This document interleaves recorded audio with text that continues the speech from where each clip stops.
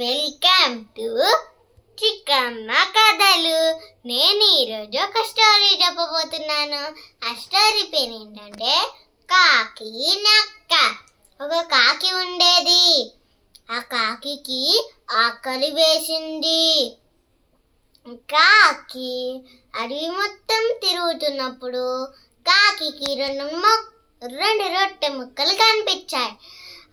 నాకు ఈ రొట్టె ముక్కలు కనిపించాయి, నేను చెట్టు పైకి వెళ్ళి తింటాను అని చెప్పేసి చెట్టు పైకి వెళ్ళి తినడానికి చూస్తుంటే ఒక నక్క అటువైపు వెళ్తున్నప్పుడు చూసి, నాకు ఈ రొట్టె ముక్కలు ఎలాగన్నా కావాలి, నాకు కూడా మస్తు ఆకలిస్తుంది అని అనుకొని ఒక ప్లాన్ వేసింది. ఆ ప్లాన్ ఏంటంటే, కాకి బావా నీ వాయిస్ చాలా బాగుంటుంది, నా కోసం ఒక పాట పాడవా అని చెప్పింది.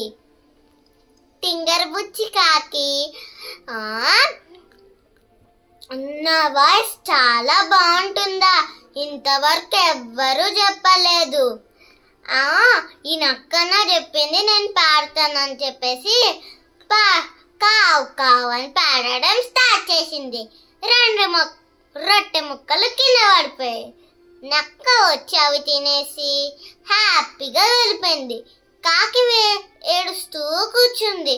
నాకు నిద్ర వస్తుంది ఫ్రెండ్స్.